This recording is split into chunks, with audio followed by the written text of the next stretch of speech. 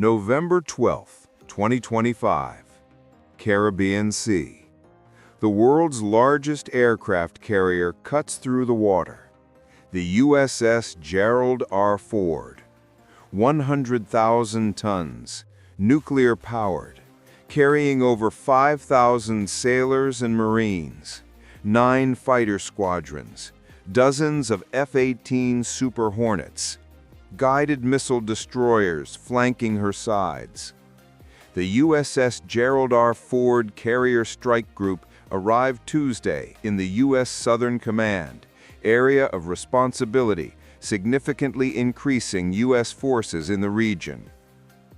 In Caracas, Venezuela's defense minister stands before cameras. Vladimir Padrino Lopez announces what he calls a massive mobilization. Defense Minister Vladimir Padrino said on Venezuelan state TV that 200,000 troops were involved in the exercise, USNI News. 200,000 troops, ground forces, air units, naval vessels, coastal missiles. The entire Bolivarian armed forces placed on maximum operational readiness.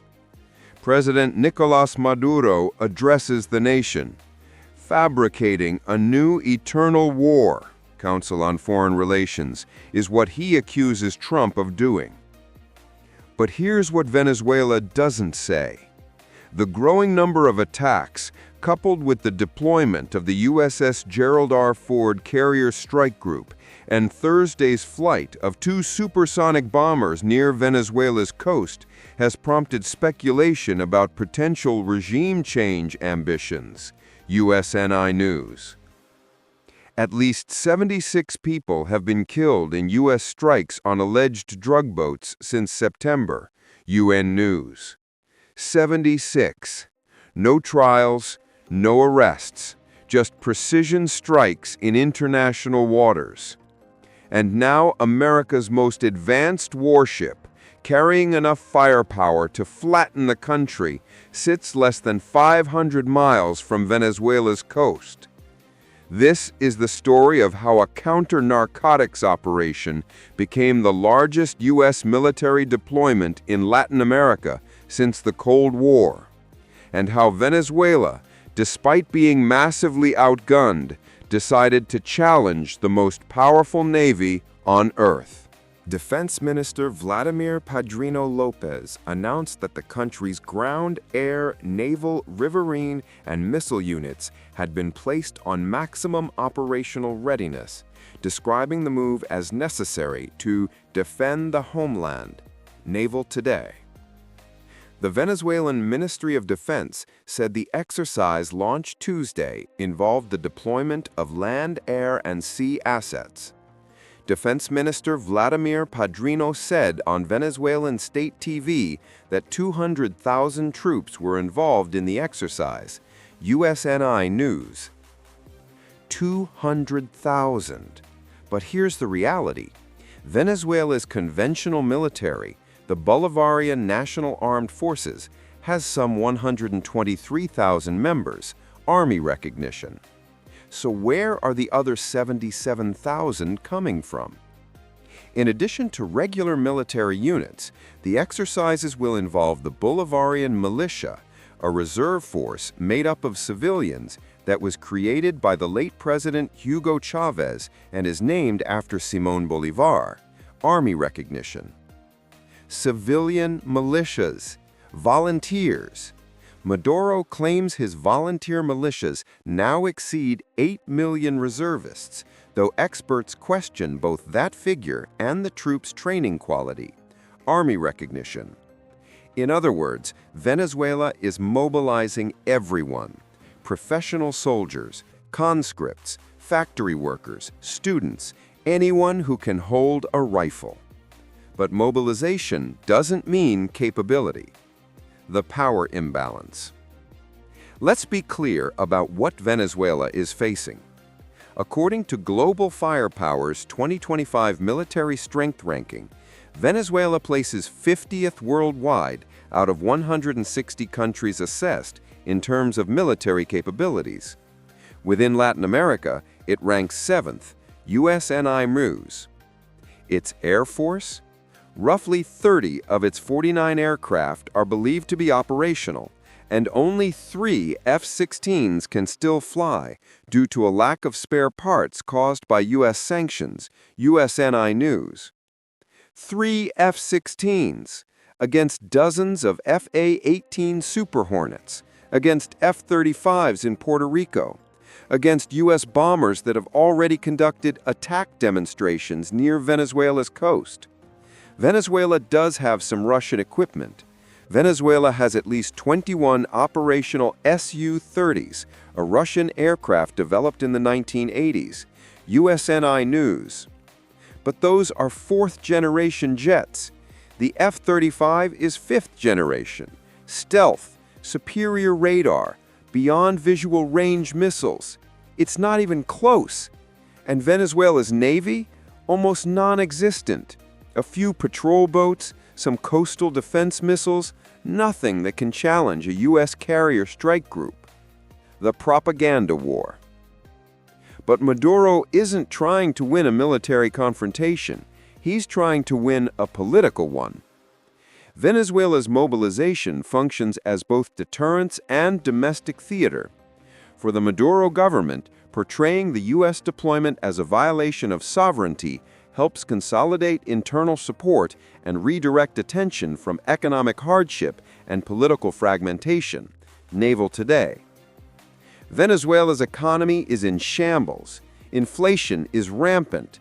Millions have fled the country. Maduro's approval ratings are at historic lows. But an external threat? That unites people. Padrino Lopez also stressed that the country's military forces were united. He said that more than 90% of the people reject any aggression against Venezuela. USNI News. Whether that's true is debatable, but it's the narrative Maduro needs. And he's framing this as David versus Goliath. Venezuela, a small nation, defending its sovereignty against the American empire. The governing United Socialist Party of Venezuela, PSUV, approved preparations to move to an armed phase of the revolutionary process should hostilities break out, language that was tempered by repeated calls for peace. USNI News. Translation: we're ready to fight, but we don't want to. The U.S. position: counter narcotics.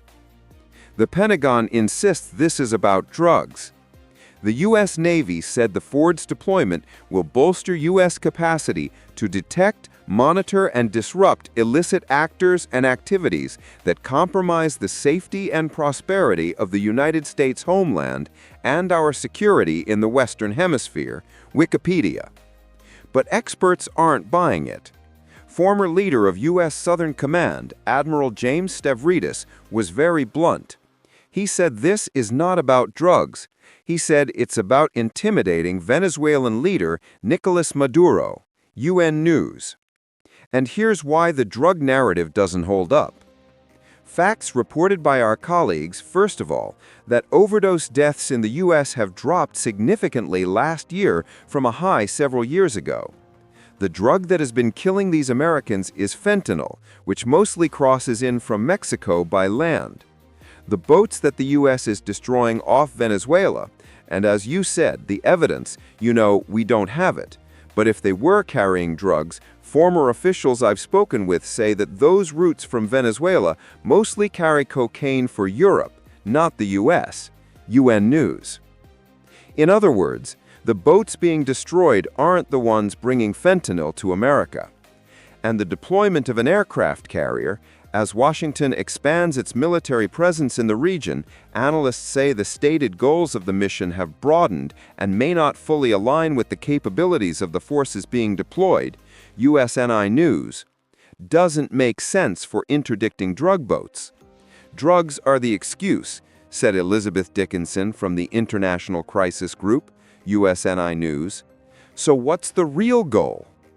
Many people both inside Venezuela, including President Nicolas Maduro himself, and observers outside the country, believe the increased U.S. military pressure on Caracas is aimed at forcing Maduro out of office. USNI News. Regime change. The same strategy the U.S. used in Iraq, in Libya, in Panama. And some U.S. officials aren't even hiding it.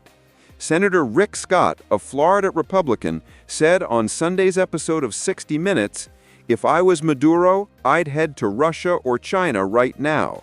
NPR. The strike window. As the Ford settles into position, OSINT analysts identify potential targets.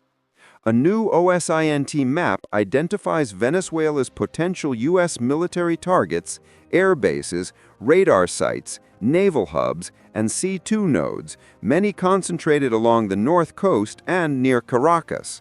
Al Jazeera.